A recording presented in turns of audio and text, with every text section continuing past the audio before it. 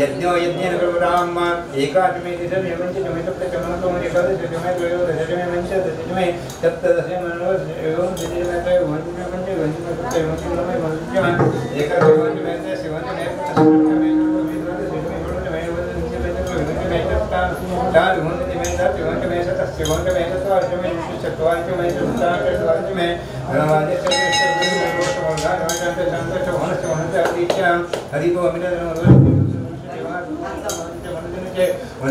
शांति शांति गौराष्ट्रे सोमनाथ चतुर्थे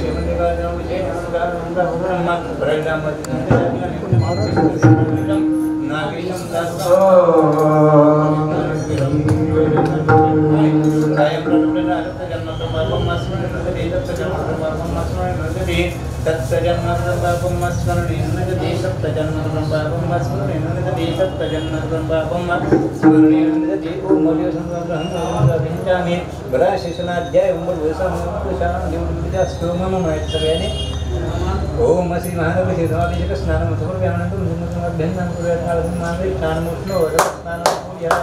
तथा श्री महानगरी नमः पार्वती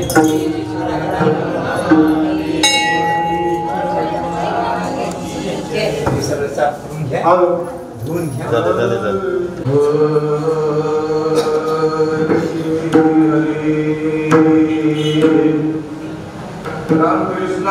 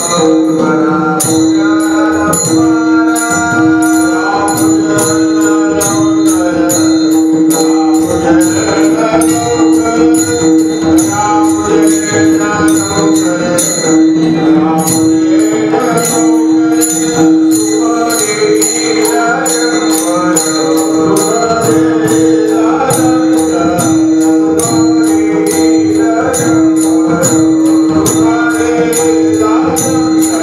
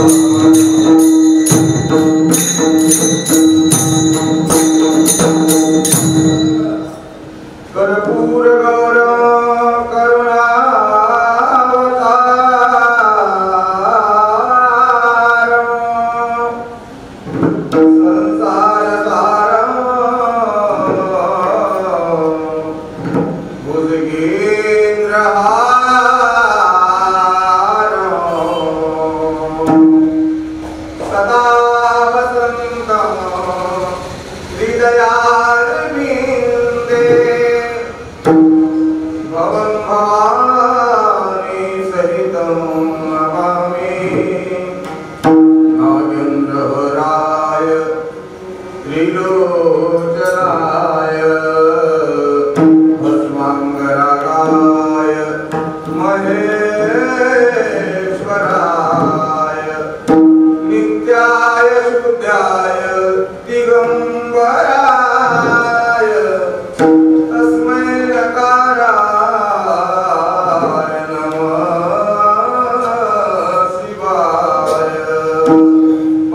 शिवाय पंढरीच्या देवराया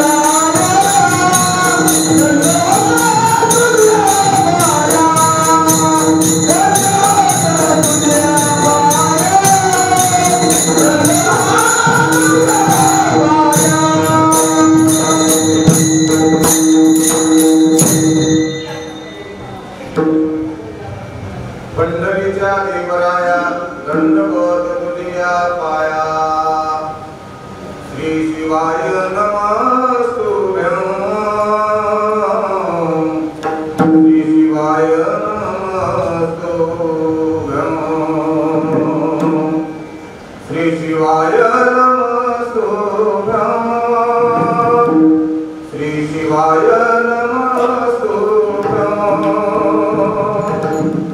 शिवाय नमस्तुभ्यं श्री शिवाय नमस्तुभ्यं अनंत कोटी ब्रह्मांडाचा नायक देवादी देव पार्वती परमेश्वर भवानी पती या सृष्टीचा चालक मालक धनी ज्यांनी ही सृष्टी निर्माण केली ज्याच्या सत्तेशिवाय झाडाचं पान सुद्धा हलत नाही अशा त्या परब्रह्म भगवान शंकराच्या दिव्य चरणावरती अनंत अनंत प्रणिपात या ठिकाणी सकल देवता एकाच ठिकाणी 33 कोटी देव एकाच मंदिरामध्ये आले म्हणायला आणले म्हणायला हरकत नाही म्हणून भगवंत पांडुरंग रुक्मिणी पांडुरंगाच्या चरणावरती लीन होऊन जगन्माता माता भवानी देवीचं सुद्धा सुंदर मंदिर आहे अशा त्या आदि माता शक्तीच्या चरणावरती लीन होऊन वक्रतुंड महाकाय सूर्यकोटी समप्रभ असे गणपती बाप्पा गणरायाच्या चरणावरती लीन होऊन या मासिक शिवरात्री निमित्ताने होत असलेला हा कीर्तन सोहळा दर महिन्याच्या शिवरात्रीला हा सोहळा होत असतो आणि याही शिवरात्रीच्या निमित्ताने या ठिकाणी श्री नगरेश्वर महादेव मंदिरामध्ये हा सोहळा सर्व भाविकांच्या वतीने आयोजन केलेला आहे या ठिकाणी उपस्थित असलेले आमचे सर्व महाराज मंडळी माझे मार्गदर्शक आहेत सगळे हे गुरुवर्य आहेत यांच्या सर्वांच्या चरणाला नमस्कार करून सुंदर असे प्रदंगाचार्य आहेत आणि नियोजन समितीचे अध्यक्ष आमचे परममित्र, आता त्यांच्याबद्दल काय बोलावं, ते काय काय सेवा करतात महाराज ते काय असे समाजसेवक, लोक कल्याणासाठी, स्वधर्मासाठी, धर्म जागृतीसाठी एवढं मोठं त्यांचं योगदान आहे. असे आमचे परमवंदनीय श्री गणेशरावजी गाधेवार सर आणि या मंदिर कमिटीचे अध्यक्ष, सचिव, सर्व सदस्य मंडळी या ठिकाणी नगरेश्वराच्या दर्शनासाठी आलेले किंवा नगरेश्वरावर प्रेम करणारे, देवावर प्रेम करणारे असे सर्व मंडळी, या मंदिराचे पुजारी आणि सर्व या ठिकाणी भाविक भक्तांना वंदन करून थोडंसं चिंतन करण्याचा प्रयत्न करूया.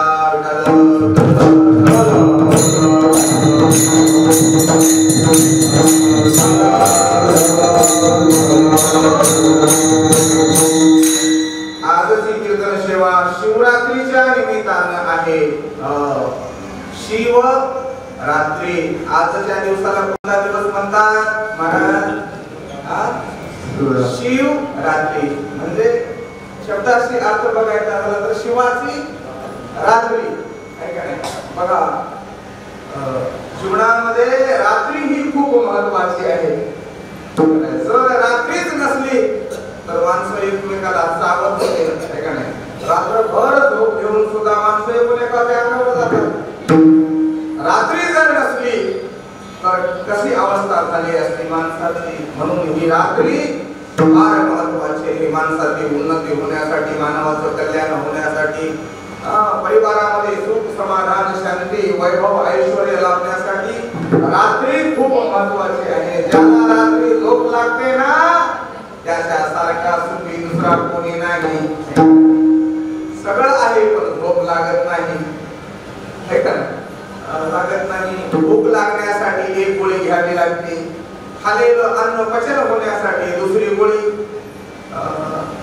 आता पचन झालं, झोप लागण्यासाठी तिसरी गोळी, हे का शुगरची चौथी गोळी, बीपीची पाचवी गोळी, सगळ्या गोळ्या. आता शुगर बीपी प्रत्येकाला आवश्यक झाले, कंपल्सरी आहे. जसं मोबाईल आवश्यक आहे ना, तसं शुगर बीपी आहे. तुम्हाला शुगर बीपी नाही कुठं म्हणून सांगा, अशी अवस्था झाली.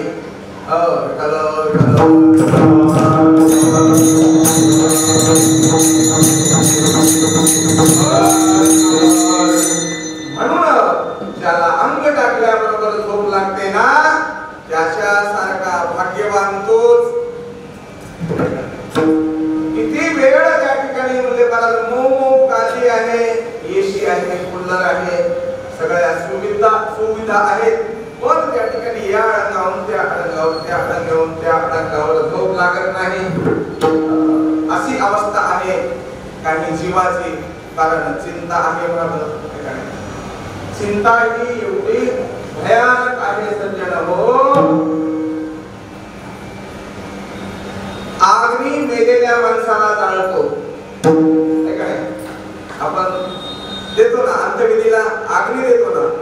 अग्नी हा एका मेलेल्या माणसाला एकाच वेळेस जाळतो. पण चिंता ही अशी आहे, सर्व सजीवांना सर्व काळ जाळत असते. चिंत्या रोगासारखा रोग नाही म्हणतात, आणि चिंत्या रोगावर औषध नाही. ज्याला चिंता आहे त्याला खाल्लेलं पचन होत नाही.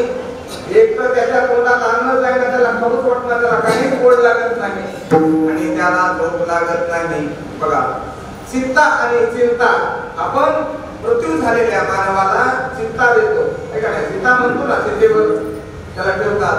चिंता चिंता समायुक्ता बिंदू मात्रेन विशेषता. चिंता आणि चिंता या दोन शब्दामध्ये एका बिंदूचा अंतर आहे, एका अनुस्वाराचा अंतर आहे, हे का नाही? सी वर अनुस्वार दिला की काय उच्चार होतो?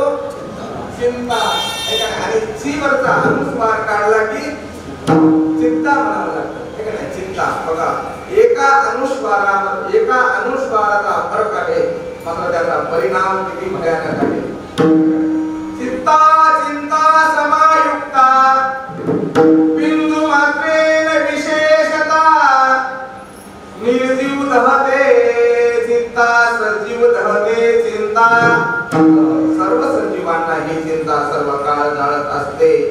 म्हणून म्हणले महाराज ज्याला चिंता आहे ना त्याला झोप लागत नाही, त्याचं कुठेही मन लागत नाही, तो बेचैन असतो, त्याच्या जीवनातलं समाधान संपलं.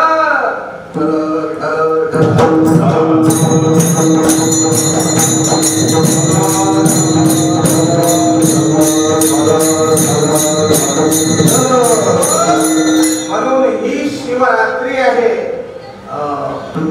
शिवरात्री अशी आहे ही तिथी महाराज. हा दिवस आणि हे पर्व कसं आहे म्हटलं तर जेवढी शास्त्रकारांनी, वेदांतांनी, संतांनी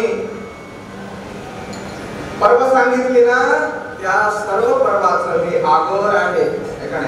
हे पर्व कसं आहे, थोर पर्व म्हटलेलं गेलेलं आहे शास्त्रकारांनी. शिवरात्री पर्व थोर, सर्व पर्वाचे आगर. आजचा दिवस कसा आहे म्हटलं तर आज दिवस सोनियाचा, झाला उदय भाग्याचा. असं काय आजच्या दिवशी झालं तर आपल्याला शिव महापुराण पाहावं लागेल. ज्या दिवशी या विश्वामध्ये शिवलिंग प्रारंभी प्रकट झाला तो दिवस म्हणजे शिवरात्रीचा. ब्रह्मा आणि विष्णूंचं युद्ध लागलं. आता तेवढा वेळ नाही, ही कथा सांगायला जवळजवळ 4-5 तास लागतात शिव महापुराण कथेमध्ये. म्हणून या ठिकाणी दोघांचा वाद लागला आणि त्यांचा वाद त्या ठिकाणी वाद कशावरून लागला, तू श्रेष्ठ का मी श्रेष्ठ असा वाद लागला. आणि तिथे शिवलिंग रूपाने, स्तंभ रूपाने, अग्नी रूपाने निर्गुण निराकार परमात्मा असलेला भगवान शिव प्रगट झाला. आणि त्या दिवसापासून आजच्या दिवसाला शिवरात्री हे नाव आलं. आणि त्या प्रगट झालेल्या शिवलिंगाचं पूजन श्रीहरीने केलं, ब्रह्मदेवाने केलं. ब्रह्मदेवाने थोडस त्या ठिकाणी खोटेपणा केला. काय खोटेपणा केला, ब्रह्माची आणि श्रीहरींची पैज लागली.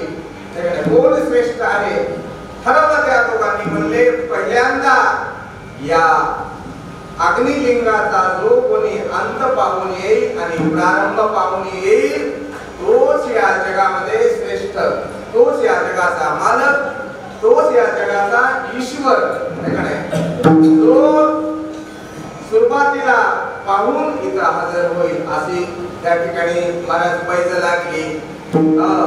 भगवान श्री हरी पाताळामध्ये गेले आणि श्री ब्रह्मदेव हंसावर बसून उद्धव दिशेला गेले. ब्रह्मदेव 21व्या स्वर्गावर गेलेले आहेत आणि श्री हरी मात्र पाताळामध्ये खूप खोल गेले. त्यांना त्या शिवलिंगाचा अंत लागला नाही. खूप काळ गेला आणि म्हणून इकडे 21व्या स्वर्गावर जाऊन ब्रह्मदेव त्या ठिकाणी इकडे तिकडे पाहिले. अरे म्हटले एवढा उंच आलो मी, आणखी या शिवलिंगाचा त्या ठिकाणी आरंभ मला सापडत नाही. आणि माझ्या अगोदर जर श्रीहरी आला पाहून आला तर मला त्याचा सेवक पाहावं लागेल, मला त्याचा दास पाहावं लागेल. मला त्याला ईश्वर म्हणून स्वीकार करावा लागेल. या काळामध्ये सुद्धा महाराज पहिल्या कोणत्याही काळामध्ये कुणालाही दास व्हावं वाटत नाही, कुणालाही नोकर व्हावं वाटत नाही. प्रत्येकाला वाटतंय मला मालक व्हावं वाटतंय का, प्रत्येकाला वाटतंय मालक म्हणावं. म्हणून ब्रह्मदेवाला वाटू लागलं जर श्रीहरी भगवंत माझ्या अगोदर आले तर मला त्या ठिकाणी कमीपणा येईल, लहानपणा येईल. म्हणून ब्रह्मदेवांनी विचार करायला सुरुवात केली. काय विचार करू लागले, म्हणजे काहीतरी युक्ती केली पाहिजे, काहीतरी प्रयत्न केला पाहिजे जेणेकरून मीच या जगामध्ये श्रेष्ठ होईल, मलाच ईश्वरत्व प्राप्त होईल असं त्या ठिकाणी हे विचार करू लागले. ब्रह्मदेवाने डोकं लावलं. डोकं लावणे म्हणजे काय, बुद्धीचा वापर करणे. डोकं लावणे म्हणजे विवेक जागृत करणे. याला काय म्हणावं, डोकं लावणं म्हणावं. डोकं लावणं म्हणजे काय, डोकं लावायचं असते का, असं नाही महाराज. एक शिक्षक होते आणि त्यांचं वागणं अतिशय शिस्तबद्ध असं होतं महाराज. आणि त्यांची पत्नी थोडीशी साधी भोळी होती. आणि नवरात्र उत्सव आला आणि तिने घर सगळं स्वच्छ केलं, सगळं सामान काढलं आणि पुन्हा सर्व सामान घरामध्ये ठेवलं. पण सामान थोडंसं व्यवस्थित ठेवण्यात आलं नाही. इकडचं तिकडे, तिकडचं इकडे, तिकडचं तिकडे असं झालं. महाराज गडबड झाली आणि गुरुजींना तर हे सगळं आवडत नव्हतं. गुरुजी त्या ठिकाणी शिस्तप्रिय होते. गुरुजी शाळेतून आले आणि म्हणू लागले, विनेकरी महाराज. त्यांनी पाहिलं, म्हणजे काय सामान लावलीस, सगळं अस्तव्यस्त झालंय, तुला एवढं कळत नाही का? अगं काम करताना डोकं लावून केलं पाहिजे असं कोणी सांगितलं? गुरुजीने सांगितलं. कुणाला सांगितलं? मॅडमला सांगितलं, नाही का नाही? मास्तरीन बाईला सांगितलं. मास्तराची बायको मास्तरीन, डॉक्टरची बायको डॉक्टरीन. तिला काही करणार, गोळी किती खावा, अर्धी खावा, काय नाही, तिला काय म्हणतात? डॉक्टरीन, नाही का नाही? सरपंचाची बायको सरपंच. आता बाई जर सरपंच असल्यावर तिला नवऱ्याला काय म्हणावं? म्हणून अशा पद्धतीने महाराज सर थोडे तापडबाजी होते आणि त्यांना राग आल्याच्या नंतर म्हणले, तुला कळत नाही का? मग काम करताना डोकं लावून काम केलं पाहिजे. बाईनं ध्यानात ठेवलं. म्हणले, पतीलाच परमेश्वर मानतात, पतीलाच गुरु मानण्याची प्रथा आपल्या भारतीयांची आहे. पती सर्वस्व आहे. एका स्त्रीसाठी सर्वस्व काय आहे म्हणलं तर पतीचा आहे. पतीचा मंत्र ध्यानात ठेवला तिने. काय ध्यानात ठेवला? काम करताना डोकं लावून काम केलं पाहिजे. महाराज खेड्यातली होती. आता खेड्यामध्ये पहिले चुलीवरचा स्वयंपाक होता. आता तुम्हाला चुली माहित आहे का? नाही आहेत का? आता गॅस आला, शेगडी आली, काय काय आलं, आणखी काय काय येईल, काही सांगता येणार नाही. मग चुलीवरचा स्वयंपाक म्हणजे चुलीमध्ये सरपण घालावं लागतं, त्याला अग्नी लावावा लागतो. एक भाकरी टाकली तिने आणि तो सरपणाला जाळ लावलेला होता ना, ते जळत जळत जळत बाहेर आला. जाळ बाहेर मध्ये लोटण्याची वेळ आली आणि तिला गुरुजीने मंत्र दिला ना, त्याची आठवण आली. गुरुजीने काय सांगितलं होतं? काम करताना डोकं लावून काम केलं पाहिजे. आता जाळ लोटायचा मध्ये बाईने लावलं डोकं. महाराज डोक्यानं जाळ लोटायची. आता ते जाळ गप्प बसले का? त्याचं काम त्यानं केलं. महाराज गलीतल्या बायका म्हणू लागल्या, माय पर्याय घे, कवा गेलती मला दिला. अहो डोकं लावून काम करायचं म्हणजे काय? बुद्धीचा वापर केला पाहिजे. तसं ब्रह्मदेवाने थोडीशी युक्ती केली आणि इकडे तिकडे पाहू लागला. त्यांना केवढ्याचं फुल दिसलं, केवढ्याचं फुल दिसलं. आणि मग त्या ठिकाणी त्या केतकी पुष्पाला ब्रह्मदेवाने आपल्या बाजूने साक्षी द्यावी, त्याला पटवलं, त्याला आपल्या बाजूने करून घेतलं आणि केतकी पुष्पाला सोबत घेऊन ते त्या ठिकाणी अग्निस्तंभ निर्माण झाला होता. तिथे ब्रह्मदेव आले. काही वेळाने श्रीहरी पण आले. मात्र श्रीहरीचा चेहरा उतरलेला होता, ते नाराज होते. असं असताना ब्रह्मदेवाने विचारलं, श्रीहरी तुला या अग्निस्तंभाचा अंत लागला का? त्यांनी नाही म्हणून सांगितलं. मी पाहून आलो असं ब्रह्मदेव म्हणाले.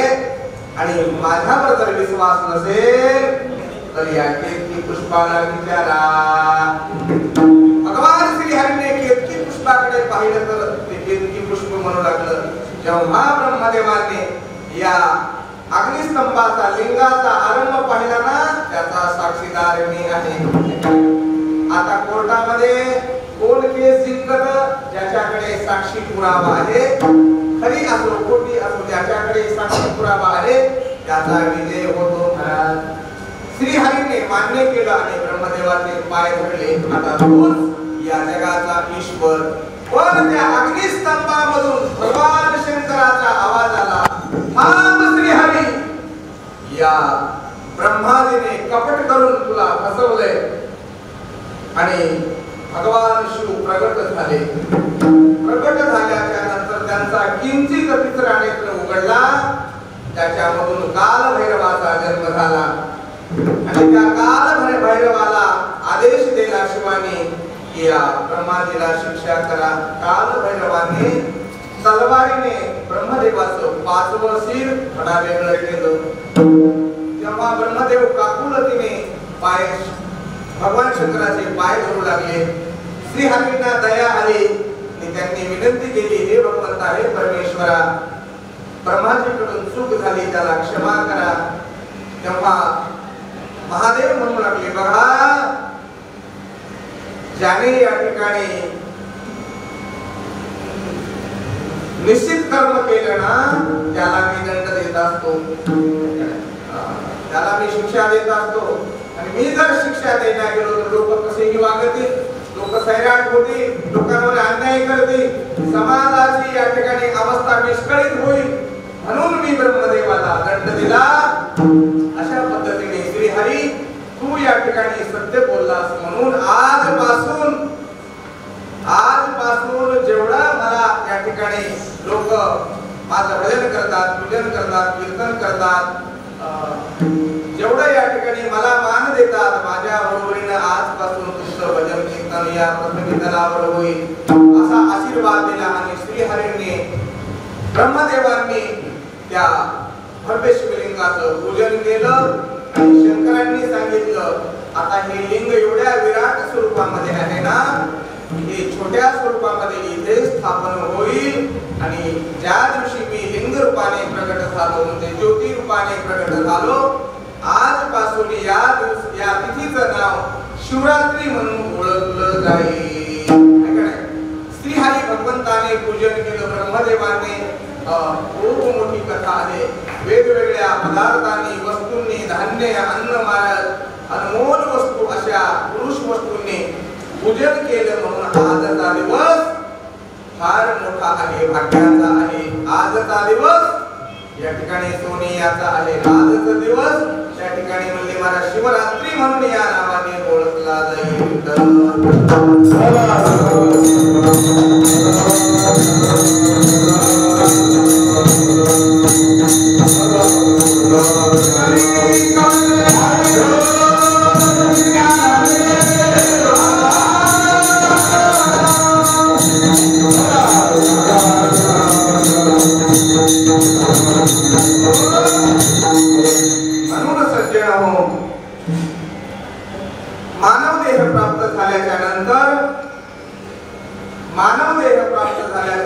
मानवाचं पहिलं कर्तव्य आहे.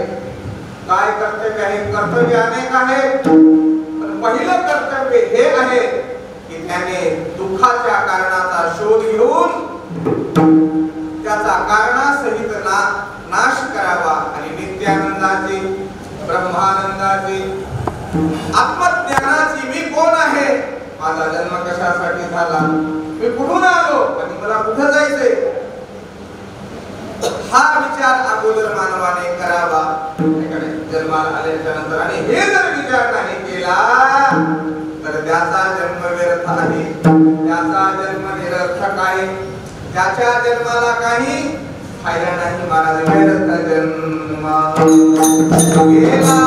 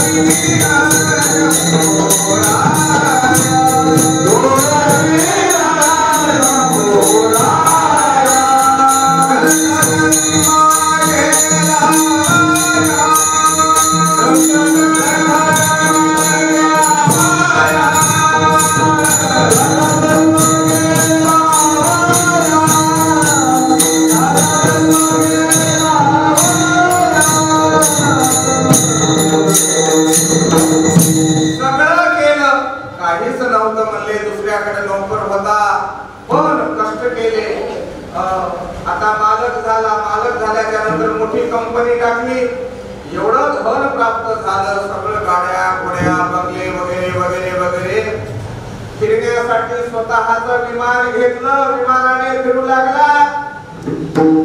आता विमानाने फिरणारा किती मोठा असेल, पण काय राहिलं करायचं,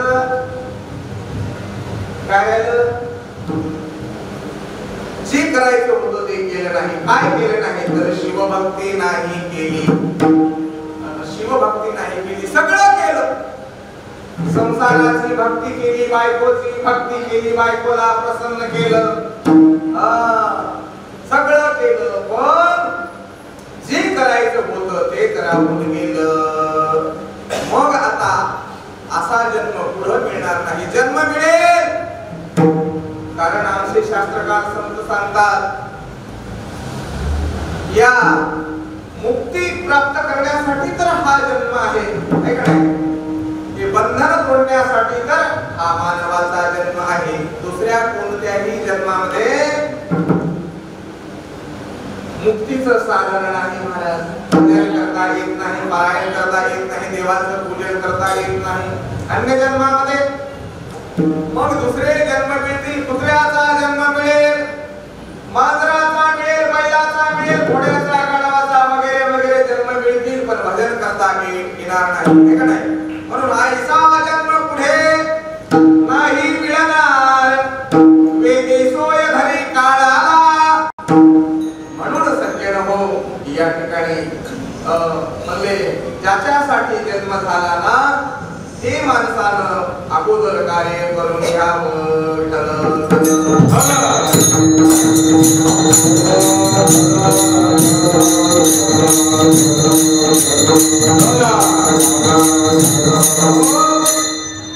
गालेवार साहेब, माणसाचा एक असा स्वभाव आहे, जे करायचं जे हिताचं आहे, ज्याच्यामध्ये माझ्या परिवाराचं कल्याण आहे, माझ्या गल्लीतल्या लोकांचं कल्याण आहे, माझ्या समाजाचं कल्याण आहे, माझ्या देशाचं कल्याण आहे, याच्याकडे माणसाचं लक्ष नाही. याच्याकडे लक्ष असणारी फार तुरळक माणसं आहेत, पण नको त्या गोष्टीमध्ये डोकं लावणारे माणसं लई विनाकारण आपला वेळ वाया घालतात. मी स्वतः या ठिकाणी हा जीवन प्रवास आहे ना, हा जीवन प्रवास कुठून सुरू झाला? कुठून सुरू झाला? आम्ही जेव्हा पहिला श्वास घेतला ना, आईच्या गर्भातून बाहेर आलो, पहिल्या श्वास घेतल्या घेतल्या आमचं जीवन आरंभ झालं. आणि ज्या दिवशी शेवटचा श्वास सोडला ना, त्या दिवशी आमचं आयुष्य संपलं. श्वास बंद आयुष्य संपलं, माणूस मेला म्हणतो आम्ही, ऐका नाही. श्वास बंद जीवन संपलं.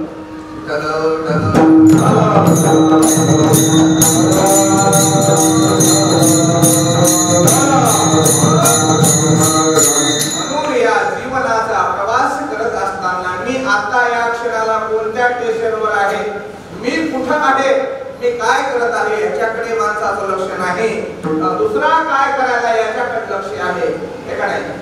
आपल्या हृदयामध्ये कधी मानवाने पाहिलं नाही, बाहेरचं जग पाहून असतो त्याच्यामध्ये दंग आहे. लोकांचा विचार करण्यामध्ये माणसं आपलं आयुष्य खर्च करतात. याचं कसं होईल, त्यानं असं केलं, त्यानं तसं केलं. लोकांची निंदा करण्यामध्ये, लोकांचे ओवाडे गाण्यामध्ये माणूस वेळ खर्च करतो, पण स्वतःसाठी काही केलं नाही. माणूस हा स्वतःचा वैरी आहे. म्हणून त्या ठिकाणी महाराज म्हणले माणसाने आपला आपण करावा विचार, पण त्या ठिकाणी माणूस आपलं ठेवायचं झाकून आणि दुसऱ्याचं पाहायचं वाकून. दुसऱ्याच्या संसारामधल्या गोष्टी करायला माणसाला लय आवडतात. आपलं कितीही तिकडे अंधार असू द्या, पण दुसऱ्याची चर्चा करायला लय आवडते. महाराज एक तरुण माझ्या गावामध्ये माझ्या समोरून आला. मी असंच कीर्तनासाठी निघालो, गाणेवार सर कीर्तनासाठी निघाला असताना, महाराज कुठं निघालात, कुठं निघालात? मी म्हटलं कीर्तन आहे. म्हणला कीर्तन म्हणजे काय असतंय? बघा, या हिंदू धर्मामध्ये जन्म घेऊन, महाराष्ट्र छत्रपतीच्या भूमीमध्ये जन्म घेऊन कीर्तन माहिती नाही आमच्या तरुणांना. आम्ही काय कमवलं? आमचा दोष आहे, त्या तरुणाचा दोष नाही महाराज, ऐका नाही. एखादं लेकरू शेजाऱ्याच्या घरी जर जाऊन जेवायला द्या म्हणत असेल तर त्याच्या आईचा दोष आहे. त्याच्या आईने जर लेकरासाठी स्वयंपाक केला असता तर ते दुसऱ्याच्या घरी जात होतं का? आमचे लोक आमचा धर्म सोडून दुसरीकडे चालले, हा दोष कोणाचा आहे? आमचा आहे. आमचं वागणं नीट नाही महाराज. जाती भेद, काय वर्ण भेद, कोणते कोणते भेद आमच्या लोकांनी सगळा त्या धर्माचा धिंगाणा करून टाकला. हे माणूस माणसामध्ये ठेवलं नाही, हे का नाही? आम्ही एकाच देवाचे लेकर आहोत महाराज.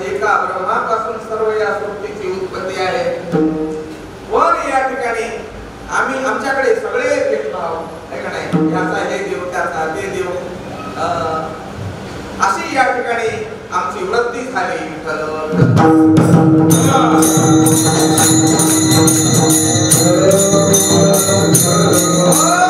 आणि सर्वांनी एकत्र यावं म्हणून आमच्या गादेवार साहेबांचं म्हणणं आहे, त्यांची हीच तळमळ आहे की प्रत्येक माणूस हा सारखाच आहे, कुणीही लहान नाही आणि कुणीही महान नाही, सगळे देवाचेच लेकरं आहेत, है का नाही. सगळ्यांना दोन हात आहेत, सगळ्यांना दोन पाय आहेत, है का नाही. सगळ्यांच्या भावना सारख्याच आहेत. प्रत्येक जीवाचा त्या ठिकाणी सन्मान झाला पाहिजे. कुठल्याही जीवाचा न घडो मत्सर घडू नये म्हणून एवढी त्यांची तळमळ आहे.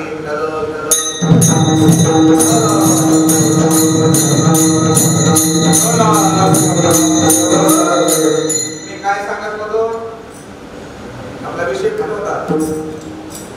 एकाला विचारलं मी काय सांगत होतो, मला कीर्तन सांगत होता, म्हणून त्या ठिकाणी ते तरुण मला भेटला आणि म्हणू लागला की महाराज कुठं चालला, कीर्तन आहे. मला कीर्तन म्हणजे कसं असतंय, आम्ही सांगितलं बाबा सप्ताह असतंय, है का नाही, आणि रात्रीला कीर्तन असतंय. मला किती तास असतंय या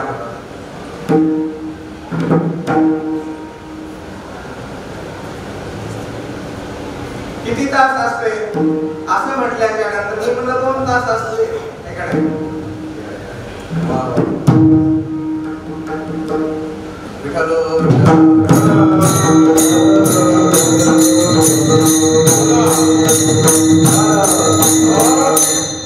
या ठिकाणी आमचे परममित्र, आमचे गुरुबंधू आदरणीय श्री भोपळे गुरुजी या ठिकाणी आलेले आहेत. महाराज आमचे मार्गदर्शक आहेत ते आणि आमचे परममित्र, फार मोठं त्यांचं कार्य आहे.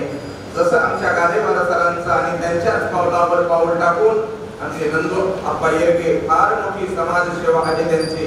कुणाची काही अडचण असल्यास मला धावून जाणे, त्याला मदत करणे, अशी ही सोन्यासारखी माणसं, देवासारखी माणसं आमचे गादेवार साहेब असतील. या काळामध्ये आमचे मित्र असतील, आमचे नातेवाईक असतील, पण आमच्यावर वेळ आली की आमच्याकडे कोणी येत नाही. आमच्यावर संकट आला, आम्हाला ज्याने सहाय्य केलं, आम्हाला ज्याने मदत केली, ते आमच्यासाठी आमचा मित्र, है का नाही. तो आमच्यासाठी देव आहे आणि देव आहे म्हणून त्याची पूजा करावी. देव आम्ही पाहिला नाही, पण हे आमच्यासाठी देवच आहे.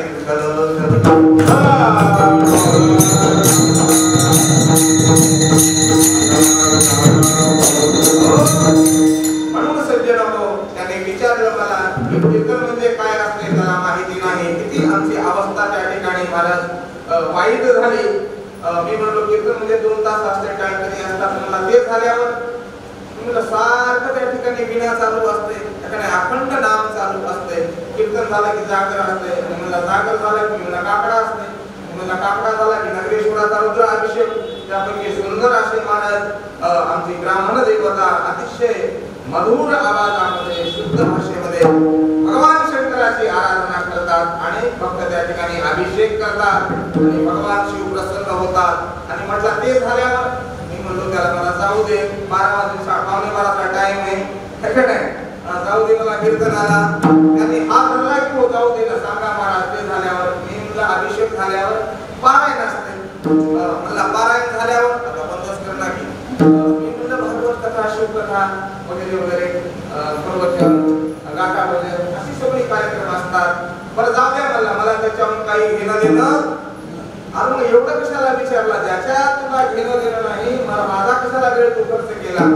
मला खरं सांगा, मला जेवायला काय असते,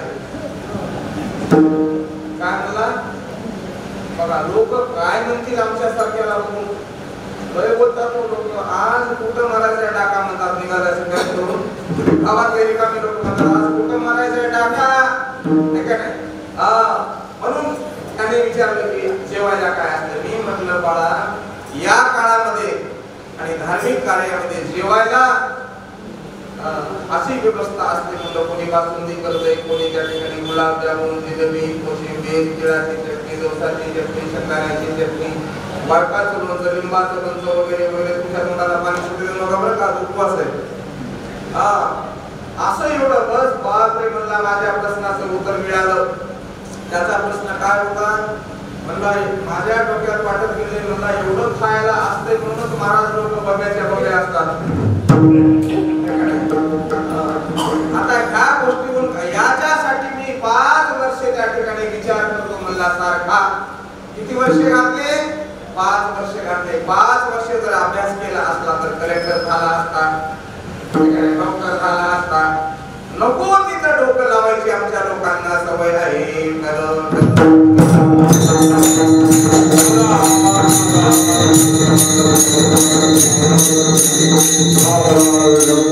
म्हणून अशा लोकांना दुःखातून मुक्त कसं होता येईल हे का नाही, आणि सुखाची प्राप्ती व्हावी म्हणून या ठिकाणी संत अवतीर्ण होतात.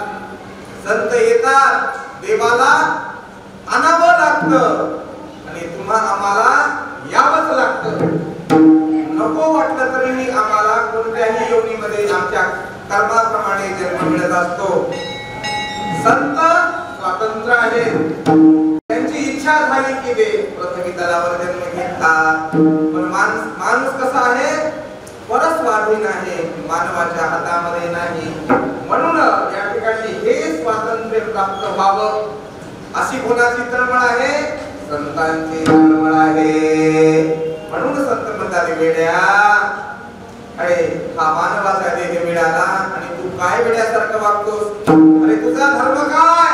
तुझे आजोबा कसे होते, तुझे पंजोबा कसे होते, आणि तू कुठे निघाला? बाळा, तुझा मार्ग चुकला वेड्या. वेळीच आपल्या पूर्व मार्गावर ये, आपल्या स्वधर्माप्रमाणे वाग. आपला धर्म श्रेष्ठ आहे, पवित्र आहे, महान आहे. सर्व विश्वामध्ये आमचा धर्म आहे, सनातन धर्म महाराज पूजनीय आहे, वंदनीय आहे. सर्व या विश्वाला सनातन धर्म शिकवण देतो, सगळ्यांना सामावून घेतो. सनातन धर्म कुणालाही नाकारीत नाही. आणि भगवान शंकर अशी देवता आहे की कुणाचाही तिरस्कार करत नाही. मग तो कितीही पापी असला तरीही त्याच्या पापाकडे पाहत नाही. एखाद्या त्याचं भलं कसं होईल, काय केलं तर त्याचं कल्याण होईल, त्याने केलेलं पाप बाजूला टाकतात, त्याचे दोष. भगवान शंकर कसे आहेत? दोषग्राही आहेत. आपण आता देवाला नैवेद्य देतो ना, देव नैवेद्य खाते का? खाल्ला का? नाही खात, नाही खात नाही महाराज. मग एक माणूस म्हणला, देव नैवेद्य खात नाही तर मग देवाला नैवेद्य न्यायचाच कशाला? खात असला तर देव खाते का? खात नाही. देव नैवेद्य खात नाही, पण देव खाते. काय खाते? त्या अन्नामध्ये दोष ग्रहण करते भगवंत. आणि तो अन्न, ते अन्न आपण प्रसाद घेऊन जाताना ताटामध्ये काय म्हणतो? हे नारळ आहे, ही शेप आहे, हा पेढा आहे, ही जिलेबी आहे, हे बेल आहे, हे फूल आहे, हे चिक्कू आहे असं म्हणतो ना, हे श्रीफळ आहे असं म्हणतो. आणि एकदा का देवाला अर्पण केलं, भेद मिटला. आता भेद नाही. आता ते पहिलं नाव कुणीकडे गेले का? आता नारळ म्हणत नाही, चिक्कू म्हणत नाही, पेढा म्हणत नाही. आता त्याला काय म्हणतो आम्ही? प्रसाद म्हणतो. हे का नाही? आता हे सगळे दोष भगवंताने काढून घेतले महाराज. आता ते प्रसाद झाला. आणि असा हा भगवंत दोषग्राही आहे. तो आपल्या भक्ताचे दोष ग्रहण करतो आणि भक्ताच्या अंतःकरणामध्ये अंतःकरण त्याचं शुद्ध करतो. म्हणून आमचा धर्म श्रेष्ठ आहे, आमचे देव श्रेष्ठ आहे, आमचाच देव आमच्यासाठी श्रेष्ठ आहे.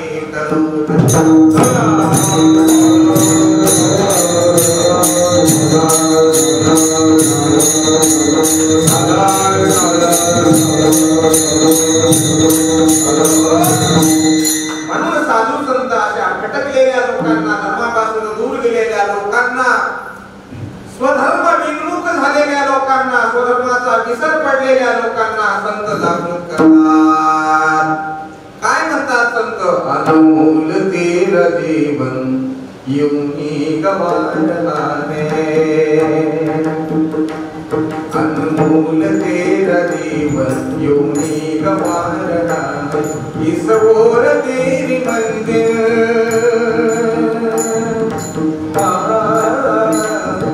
इस ओर तेरी मंजिल, उस ओर जा रहा है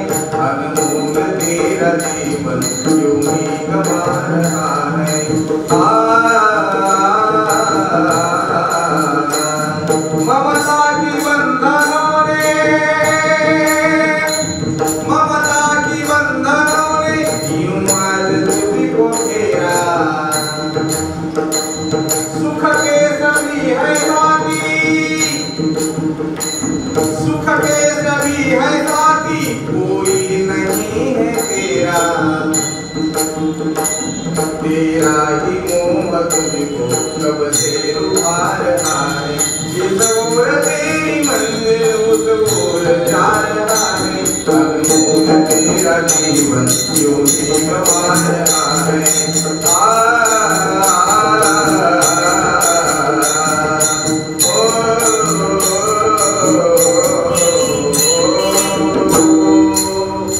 संत या ठिकाणी अशा भटकलेल्या जीवांना भ्रमित झालेल्या जीवांना नेमकं काय करावं काही लोकांना कळत नाही।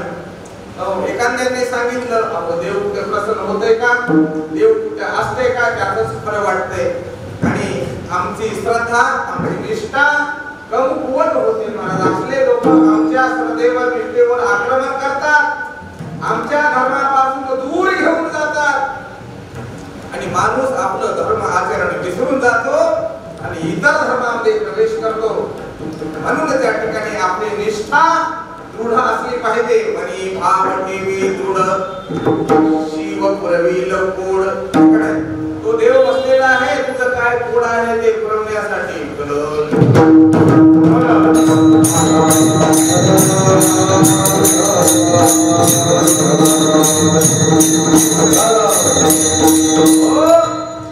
मग आजच्या अभंगामधून या ठिकाणी शिवसंत लक्ष्मण महाराज बाबा रे या दुःखामध्ये अडकलेल्या लोकांना किंवा भटकलेल्या लोकांना, लोक कशासाठी भटकतात, काहीतरी प्राप्त व्हावं, सुखाची प्राप्ती व्हावी, याच्यासाठी तळमळ आहे माणसाची।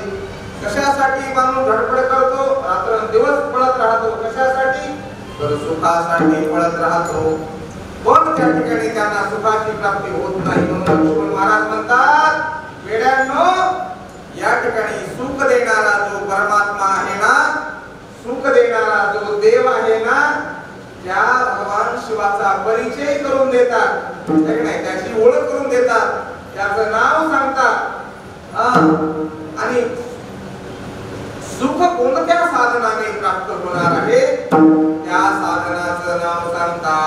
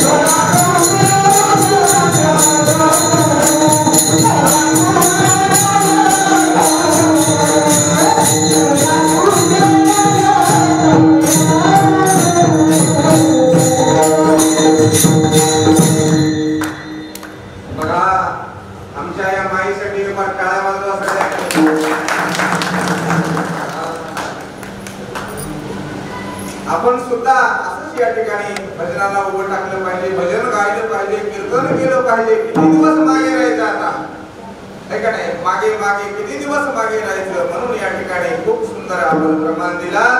म्हणले लक्ष्मण महाराज म्हणून लागले बघा वेड्यांनो, इतरत्र भटकू नका.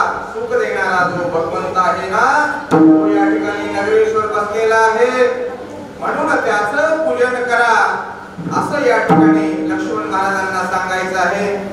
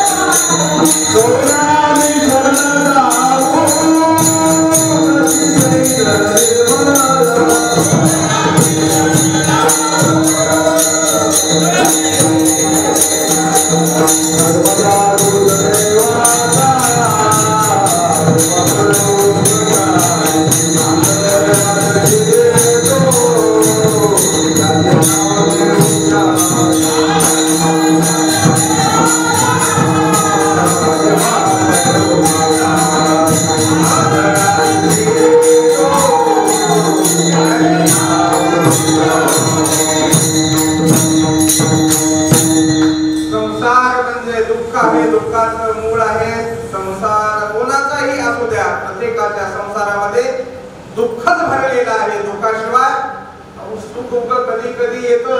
सुख पाहता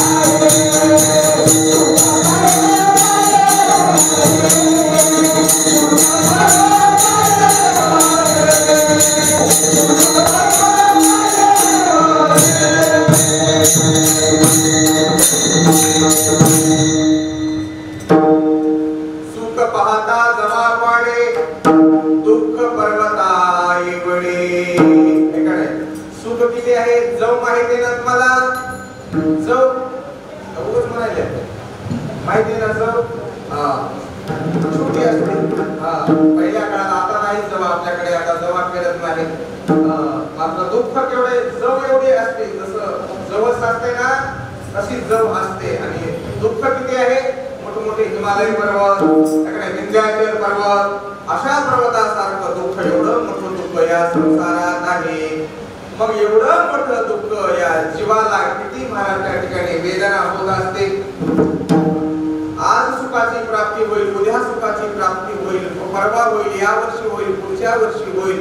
मानव सतत त्या ठिकाणी त्या सुखाच्या मागे लागलेला असतो, पण त्याला सुख प्राप्त होत नाही. का होत नाही तर मार्ग चुकला म्हणून होत नाही. म्हणून त्या ठिकाणी जो सुख देणारा आहे, तो सर्व सुखाचा दाता आहे, तो देण्यामध्ये सगळ्यात नंबर 1 ला आहे, देण्यामध्ये पुढे आहे. अहो द्यावं कोणाला वाटत नाही. आता एवढ्या मोठ्या मंदिरामध्ये मला वाटतं 10-5 लाख रुपये देऊन जावं वाटतं की आनंद बाबा, वाटतं का नाही? पण माझ्याकडे मोटरसायकल नाही बसायला, मी 5-10 लाख कुठून देऊ इथं? देण्याची इच्छा आहे, मात्र पाहिजे का नाही? खूप द्यावं वाटतं, अन्नदान करावं वाटतं, मात्र नाही ना. पण भगवान शिव ही अशी देवता आहे, त्याच्याकडे महाराज कोणत्याच गोष्टीची उणीव नाही आणि ते त्यागाला असं मागे पुढे बघत नाही. याचं उदाहरण म्हणले लंकापती राजा रावणाने शिव आराधना केली, जे आम्ही तांडव पुत्र म्हणतो ना, जटाटवे गदाधर म्हणतो ना, ते रावणाने केलेले आम्ही सगळे म्हणतो. रावण राक्षस आहे, राक्षस जरी असले तरी त्यांना भगवान शिव प्रसन्न झाले. म्हणून त्या ठिकाणी रावणाने भक्ती केली, त्याला राज्य दिलं महाराज, त्याला सगळं वैभव दिलं, सोन्याची लंका दिली. एवढंच नाही, आत्मलिंग दिला. रावणाने आणखी मागितलं, काय मागितलं? भगवान शंकराची अर्ध्या अंगिनी पार्वती मला द्यावी म्हणून शंकराकडे हात पुढे केला. महादेवांनी मागे पुढे देऊन टाकली पार्वती. या विश्वामध्ये मला सांगा, तुम्ही कुणी अन्नदान करेल, कुणी सोनदान देईल, कुणी गौदान करील, काही पण दान देईल, मात्र स्वतःची बायको कोणी दान देईल का? देणार नाही. असा तो एकच आहे. असे माझा एक शिवचित्तो ऐका नाही, असा एक भगवान परमात्मा आहे. म्हणून तो सर्व सुखाचा दाता आहे. तो देण्यासाठीच बसलेला आहे आणि देण्यामध्ये मागे पुढे पाहत नाही. म्हणून त्याचं पूजन करा म्हणतात. ठीक आहे. पूजन करत असताना या ठिकाणी कसं करावं, कसं करावं हे खूप महत्वाचं आहे का नाही? म्हणून त्या ठिकाणी म्हणू लागले महाराज बघा, पूजन कसं करावं तर भावभक्तीने. भावभक्ती असली पाहिजे. भाव धरून या पोटी किंवा भावभक्तीने पूजिते विश्वनाथा. मन रंगले रंगले गीत गाता. भावभक्तीने पूजिते विश्वनाथा. भावभक्तीनं पूजन करावं हे का नाही? भगवान शंकराला अनेक पदार्थ वस्तू अर्पण करतात. त्याच्यामध्ये मुख्य काय आहे? त्रिदलम त्रिगुणाकारम त्रिगंधं त्रयायुधम त्रिजन्म पाप संहारम एक बिल्व शिवार्पणम. हे का नाही? एक बेलाचं पान अर्पण केलं की तो खुश होतो, प्रसन्न होतो. त्याला आवड कशाची आहे म्हणलं तर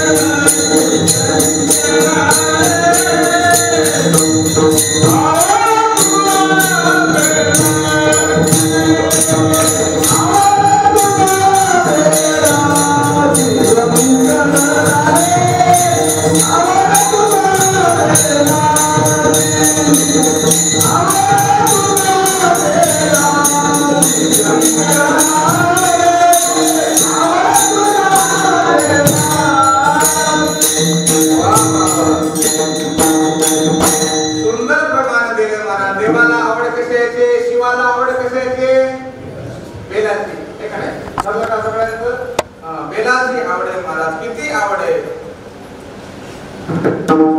किती बेलाची आवडी, किती बेलाची आवडी.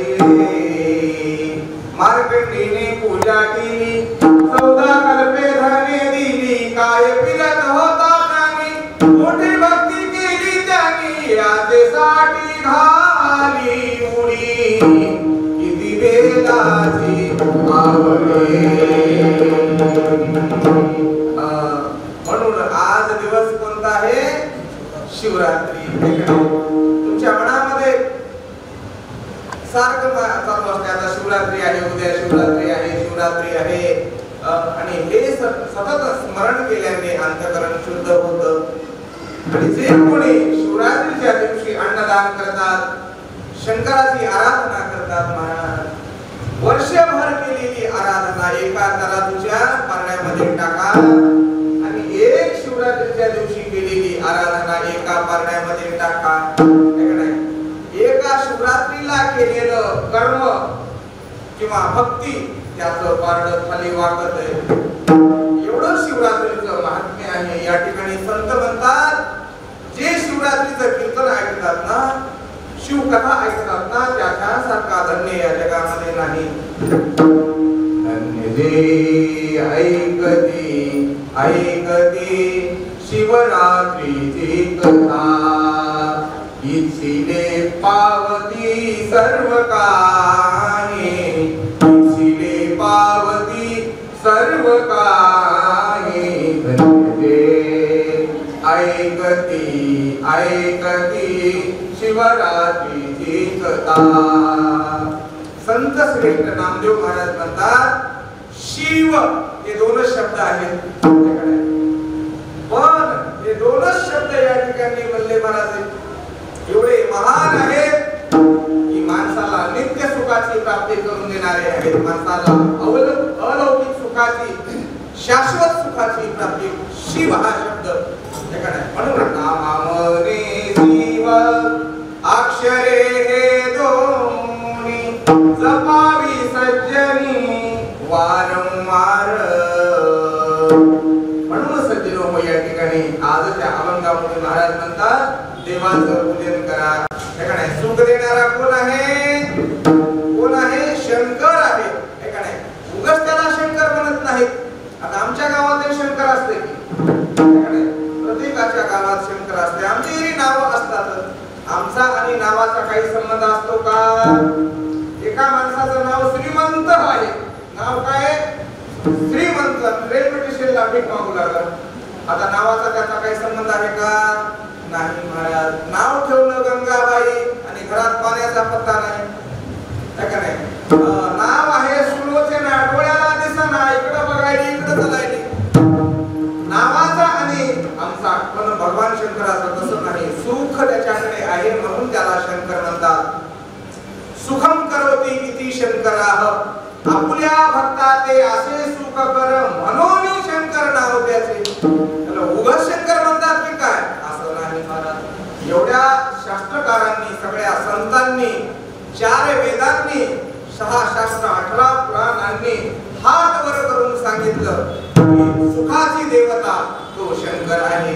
हे काय सगळे महाराज त्या ठिकाणी अज्ञानी आहेत का? नाही. सगळ्यांनी विचार करून, अभ्यास करून, त्याचा अनुभव घेऊन, अनुभूतीतून एक मुखाने गजर केला. काय गजर केला?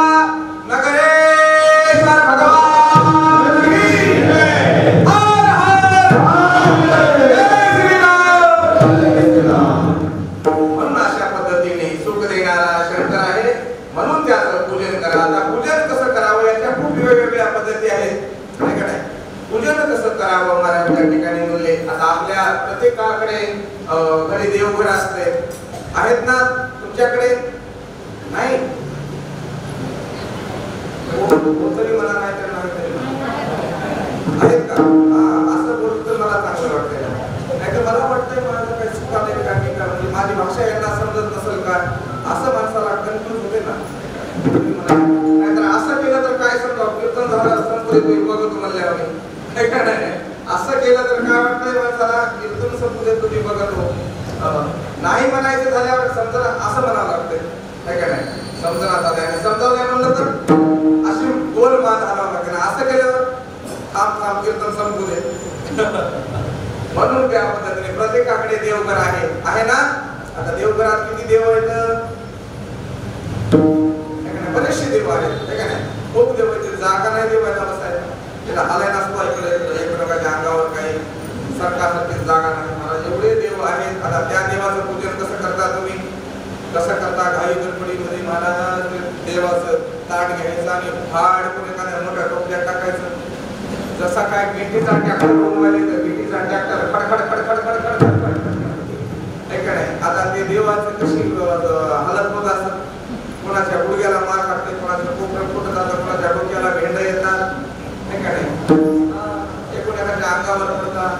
एका बाईनं कोणाला सांगलं सर मला थोडी गडबड आहे, एवढं देवायला थोडं स्नान घालून येतं, नंतर नैवेद्य वगैरे दाखवते. बोलक महाराज लई आळशी, त्याला कधी माहित नाही मला काय कटकट झाली. आईनं मला मागे काम लावलं. त्यानं तिला महाराज आई मग्न झाली स्वयंपाकामध्ये. देवाचं ते ताट घेतलं, उचललं आणि एका बकेटामध्ये टाकलं. ते टाकलं एका विहिरीमध्ये, भाडकन बकेट टाकून दिलं. आड विहीर माहिती ना तुम्हाला? विहिरीमध्ये टाकलो आणि खाली उडी असं करायला देवांना चांगली आंघोळ पाहून. त्याच्यातले 2-3 देव विहिरीमध्ये गेले महाराज, पडले, बुडाले आणि आलं घेऊन. त्याच्या मम्मीनं मोजले देव. म्हणले पप्या देव 2-3 कमी दिसाले म्हणून म्हणला ठिकाणा आत्महत्या केली म्हणला. ऐकच नाही केली म्हणला. खूप समजून सांगलो मला त्याला. पण नको म्हणले म्हणला तुम्ही माय काय आम्हाला सुख लावून देईना घरामध्ये. आत्महत्या केलेली बरी अशी देव आमच्या घरी महाराज. म्हणून सज्जनो एवढे देव जरी असले तरीही आमची ही बाई एखाद्या यात्रेला गेली तर तिथून आणखी देव आणते.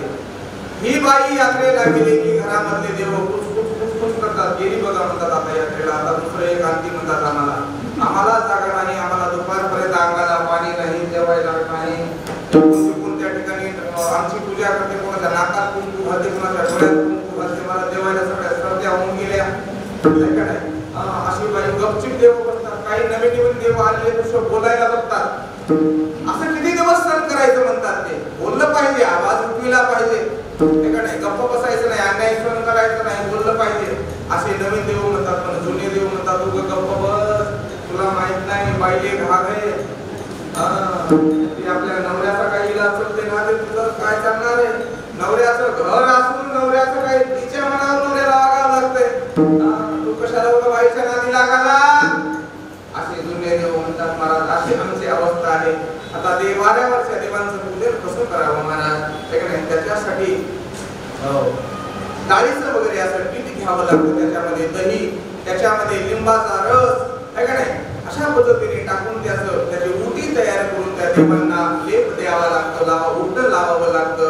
आणि नंतर थोडंसं कोमट गरम पाणी करून त्याच्यामध्ये साखर वगैरे टाकून वगैरे वगैरे अशी पद्धती आहे. घरच्या देवांचं स्वच्छ त्या ठिकाणी पूजन करावं लागतं. नंतर स्वच्छ पवित्र वस्त्राने सगळे देव पुसून घ्यावे लागतात, कोरडी करावी लागतात. अशी त्याचा विधी आहे. कोणत्याही पूजेचा विधी आहे. विधी चुकला की फळ मिळत नाही. म्हणून विधीयुक्त पूजन करा म्हणतात लक्ष्मण महाराज. कोणाचं पूजन करा? सुख देईल शंकर, करा पूजन लवकर. आता लवकर म्हटल्यानं सगळ्या लोकांची मन इकडे आकर्षित झाले. लवकर या शब्दाकडे. लवकर का? तुम्ही लवकर कशासाठी म्हणता? उद्या करता येईल, परवा करता येईल, 4 महिन्याला करता येईल, थोडा आरामानं जाऊ ना. आम्हाला जेव्हा वेळ मिळेल तेव्हा जाऊ ना, पूजा करू, सुखाची प्राप्ती करू. पण लवकर का?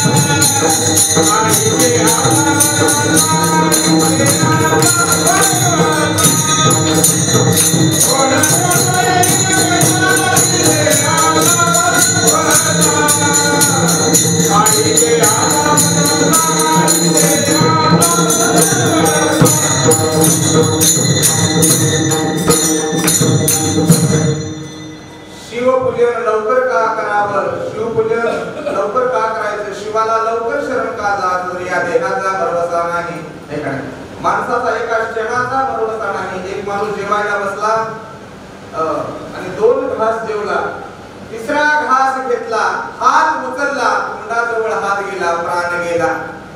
प्राण गेला म्हणजे प्राण या शब्दाचा काय अर्थ? श्वास बंद झाला. आहे का नाही? जीव गेला. कुठं जाते जीव?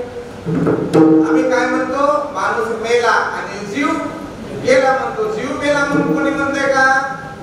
म्हणत नाही. एकडे म्हणून त्या ठिकाणी जीव निघून जातो आणि हा देह इथेच राहतो. म्हणून लवकर करा, भरवसा नाही. कधी त्या ठिकाणी कधी कोणाचा मृत्यू होईल हे सांगता येत नाही महाराज. कोणी विमानामध्ये बसला, तिथून पडला, मेला, विमान कोसळलं की. यात्रेला गेला, मेला, शेतामध्ये गेला, मेला. माणसं कुठेही मरतात. मृत्यू माणसाच्या डोक्यावर आहे. आणि अशा माणसाचं संतांना खेद वाटतो महाराज. मृत्यू आसोनिया श्री सुख मानिती संसारी, काय म्हणावे तुम्हाला? ऐसे कैसे मूळ झाला आता तरी बा सावध. कोण मी हा करा शोध, मी कोण आहे? मी आत्मा आहे का, मी बुद्धी आहे का, मी मन आहे, मी कौन आहे, अहंकार आहे का, चित्त आहे का, देह आहे, मी देह आहे तर या देहामध्ये भेद आहे, एक देह आहे मात्र हा हात आहे, हे पाय आहे, हे मुख आहे, वेगवेगळे अवयव आहेत, याला एक शरीर तरी कसं म्हणता येईल. उजवा हात हा उजवाच हात आहे आणि डावा हात हा डावा हातच आहे, डाव्या हाताला उजवा हात म्हणता येत नाही. म्हणून मी कोण आहे हा शोध घ्यावा. म्हणून लवकर परा करा, लवकर, कारण मल्ले महाराज त्या ठिकाणी हातामध्ये घास घेतलेला मुखामध्ये जाईल का नाही हे सुद्धा त्या ठिकाणी सांगता येत नाही. क्या जीवन की पकड़ी है आस, हाथ में लिया नहीं तेरा घास, शम्मा निकल जाएगा रोशनी का, क्या भरोसा है इस जिंदगी का, क्या भरोसा है इस जिंदगी का. म्हणून या जीवनाचा भरोसा नाही. गर्व कशासाठी करतो बाबा. एका दिवशी चौघाच्या खांद्यावर जायचे की तुला तर जाणं शक्य नाही, कोणीतरी चौघाच येतील म्हणून कधीतरी शरण जायचे. अहो मरायची गरज नाही. माणूस त्या ठिकाणी थकला, अडचणीत आला की कुणाच्याही पायावर डोकं ठेवतो. मरायची गरज नाही माणसाला. माणूस जिवंत असून मरतात. जिवंत असून स्वतःच काही चाललं गेलं की मेल्याच्या वरच झालं. काय राहिलं मला सगळ्यात. मी दवाखान्यात ऍडमिट केलं, काय राहिलं. त्याला वाटतं याला बोलाय म्हणावं, त्याला बोलाय म्हणावं, मग त्याला आठवण येते सगळ्यांची. म्हणून त्या ठिकाणी जोपर्यंत तुमच्या अंगामध्ये ताकद आहे, तुमच्या हातामध्ये कारभार आहे, तोपर्यंत करा पूजन लवकर. नाहीतर या देहाचा भरोसा नाही. आणि कोणता दिवस आमच्या जीवनामध्ये कसा येईल. सगळे दिवस सारखे नसतात. एखाद्या दिवशी काय आमच्या जीवनामध्ये अडचण येईल त्या दिवशी आम्हाला इथे येणं होणार नाही. जर वारं गेलं तर येता येते का. वारं गेलं म्हणजे पॅरलाइज झाल्यानंतर का असं काही झालं तर येता येते का. येता येत नाही. दोन दिवस येईल कैसा. म्हणून पूजन करा. सुखाची प्राप्ती निश्चित आहे. सुख फक्त 2 पाऊल दूर आहे. किती पाऊल. फक्त 2 पाऊल सुख दूर आहे. त्याच्यासाठी काय करा. शिवपूजन करा आणि त्याचं नामस्मरण करा. लक्ष्मण मने गेला, लक्ष्मण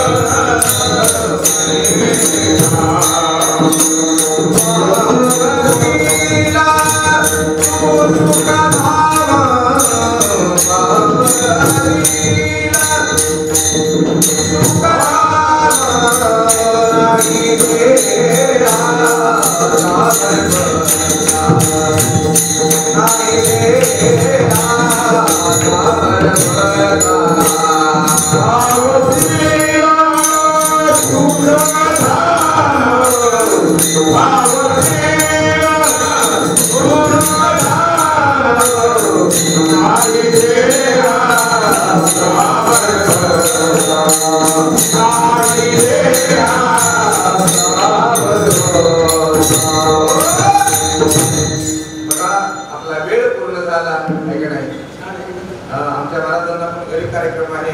घरचा कार्यक्रम असून ते दशमीसाठी आले करतात. यालाच म्हणतात धर्मावर असलेलं प्रेम. आणि मला परपड्याला शिव महापुराण कथा आहे. बरोबर वेळेवर जावं लागतं. म्हणून या ठिकाणी लक्ष्मण महाराज म्हणतात तिथपर्यंत पोहोचण्यासाठी कुठपर्यंत जिथं सुख आहे ना तिथपर्यंत. आता गाडीत बसायचं म्हणलं, रेल्वेत बसायचं म्हणलं तर कुठं जावं लागतंय. आपल्या गल्लीमध्ये का नाही. रेल्वे घरी येत नाही. कुठं जावं लागतंय. रेल्वे स्टेशनला. तिथपर्यंत जावं लागतं. तिथपर्यंत पोहोचण्यासाठी काय करा तर नामस्मरण. नामाने नामी असणाऱ्या परमात्म्याची प्राप्ती होते. नामामुळे देव हातामध्ये येतो. म्हणून त्या ठिकाणी सुखधामापर्यंत जाण्यासाठी कोणत्या गाडीमध्ये बसा. नामाच्या गाडीमध्ये. नाम नौकेमध्ये बसा आणि ही माया नदी पार करून त्या ठिकाणी अलौकिक सुखाची प्राप्ती होईल. म्हणजे मोक्षाची प्राप्ती होईल. म्हणजे सर्व दुःखाचा नाश त्या ठिकाणी होणार आहे. एकदा का सुखाची प्राप्ती झाली हो झाली की पुन्हा दुःखच नाही. दुःख पाहणार सुद्धा नाही तुमच्याकडे. अशी या ठिकाणी भगवान महादेवाचा महिमा आहे सज्जन हो, आहे का नाही? त्यांचा महिमा किती वर्णन करावा तर या ठिकाणी शब्दांनी वर्णन करता येत नाही, ते वर्णातीत आहेत. म्हणून या ठिकाणी झालेली सेवा नगरेश्वराच्या चरणावरती समर्पित करत असताना या नियोजन समितीचे अध्यक्ष माननीय श्री आमचे मित्र समाजसेवक अत्यंत त्यांची लोकांविषयी तळमळ आहे असे श्री गणेशरावजी गादेवार सर आणि ही सर्व महाराज मंडळी आमचे विनेकरी महाराज बघा जसे काय तुकाराम महाराज वाटायला मला तर बघा किती प्रेमळ मंडळी आहे या ठिकाणी. ते विस्तार अधिकारी आहेत बघा. एवढं सगळं असून सुद्धा नटा नामी कर्णा भाग्यवंत जो भाग्यवंत आहे कोण जो हरी कीर्तनामध्ये नटतो खूप भाग्यवंत आहेत. आम्हाला काय जाणायचं काय, खूप आहेत, आम्हाला त्यांचं घेणं देणं नाही. आमच्यासाठी ही माणसं भाग्यवान आहेत, आमच्यासाठी हे देव आहेत. म्हणून अशी ही सगळी गोड मंडळी आहेत. या मंदिर कमिटीचे अध्यक्ष आहेत, सचिव आहेत, माझे सर्व सदस्य या ठिकाणी काम करणारे, झाडझूड करणारे, साफसफाई करणारे, या मंदिराचे देव बाबा पुजारी असतील, एखाद्या ब्राह्मण देवता असतील, अशी सगळी मंडळी. म्हणून तर एवढं मंदिर सुंदर महाराज कैलासामध्ये बसल्यासारखं वाटायला मला तर, तिकडे देवाकडे महाराज आणि हा लिंग काही महाराज एखाद्या मानवाने कोणी स्थापन केलेला नको. शाजवल्ले देवस्थान आहे, अनादी काळापासून आहे. या लिंगाकडे महाराज मी खूप वेळ झाला जवळ जाऊन पाहिलं तर याला शक्तिलिंग म्हणतात, है का नाही? याला शक्तिलिंग म्हणतात. फार मोठी शक्ती या ठिकाणी आपल्या भक्ताला प्रदान करतो. त्या भक्तानं कोणतंही त्या ठिकाणी एखादा मान उचलायचे मनामध्ये ठराव करू द्या. म्हणून त्या ठिकाणी भगवान रामचंद्रांनी रावणावर विजय मिळवण्यापूर्वी रामेश्वर लिंगाची स्थापना केली, है का नाही? रामे रामेश्वर आरंभी स्थापिला दशकंठ पदिला शिव. तेवढा मोठा शत्रू कसा जिंकायचा त्यांच्या गुरुनं सांगितलं. पहिल्यांदा त्या ठिकाणी लिंग स्थापना करावी लागेल. नुसतं शिवपूजन करून चालणार नाही, स्वतः विधिवत लिंग पूजा करावी लागेल आणि त्याच्यासाठी विद्वान असा ब्राह्मण बोलवावा लागेल. मग एवढा विद्वान ब्राह्मण कोण आहे तर रावण आहे म्हणले, है का नाही? रावणाला बोलून त्याच्या हाताने लिंग स्थापना केली. ह्या सगळ्या गोष्टी जाणून घ्याव्या लागतात महाराज, है का नाही? म्हणून असं हे देवस्थान आहे, जाजवल्य आहे. आणि या नगरेश्वराच्या चरणावरती सेवा करण्याचा योग आमचे गणेशराव साहेब आहेत, ही सर्व मंडळी आमची महाराज मंडळी यांनी करून दिला. आणि तुम्ही सगळे या ठिकाणी गर्दी नाही पण तुम्ही दर्दी आहात. मला लक्षात येते की तुमच्या हृदयामध्ये महादेव बसलाय, नाही का नाही? हृदयात देव बसलाय महाराज. म्हणून तुमचं देवावर किती प्रेम आहे माणसाच्या चेहऱ्याकडे पाहिल्या ओळखतं, नाही का नाही? म्हणून मी तर भोईतलं धन सांगतो, भोईतलं पाणी सांगतो, नाही का नाही? हे जर तुम्ही माणसं आहात, तुमच्या पोटामध्ये काय आहे ते कामून कळत नाही, मला सहज त्या ठिकाणी कळतं. म्हणून भगवंताने तुम्हाला ही भाग्य या ठिकाणी सौभाग्य उपलब्ध करून दिलेलं आहे. आणि प्रत्येकाने शिव आराधना करावी आणि आपल्या जीवाचं, आपल्या परिवाराचं एखादे कल्याण करून घ्यावं.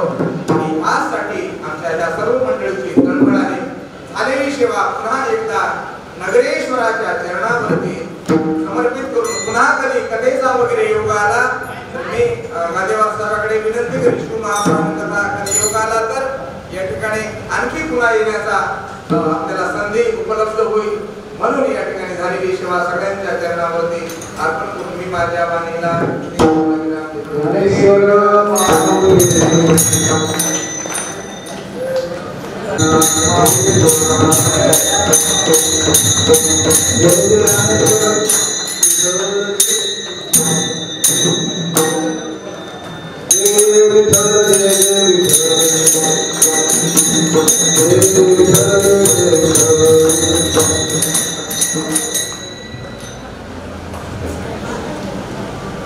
जय नगरेश्वर.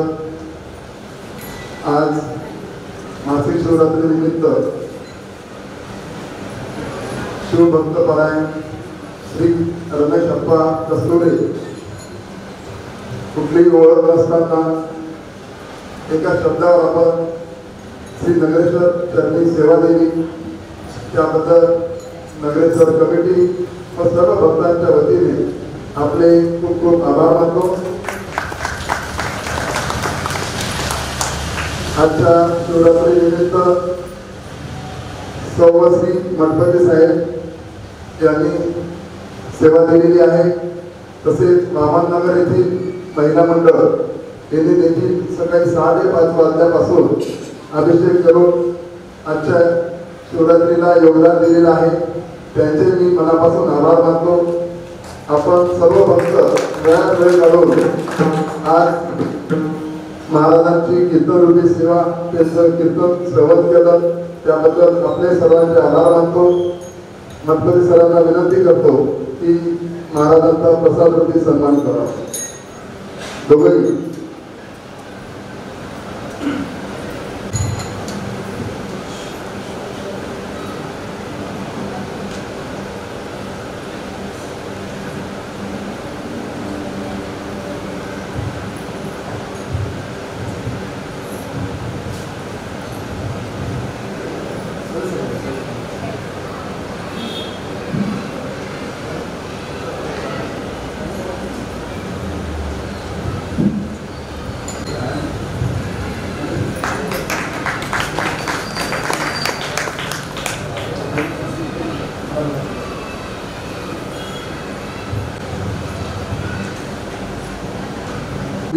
गजाननी कामटेकर यांचे घरचे कोण आहेत ते कृपया प्रसाद घ्यायसाठी यायचे.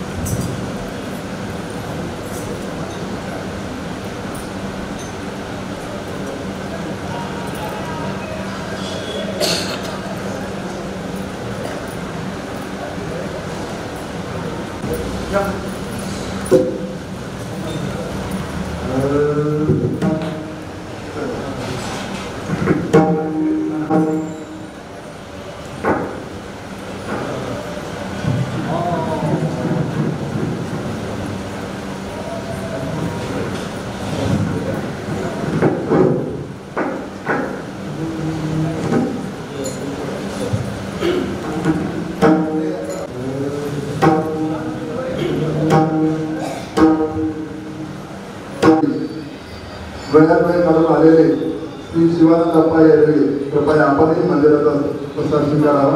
कृपया समोर यायचे. गणपती सर आपणही या प्रसाद स्वीकारावा.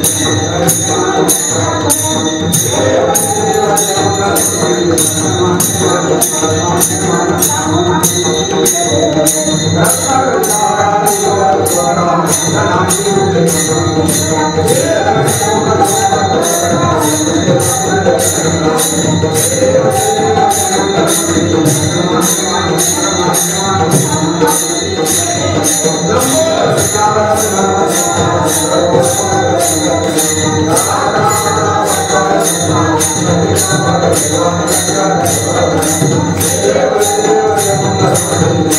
Amin.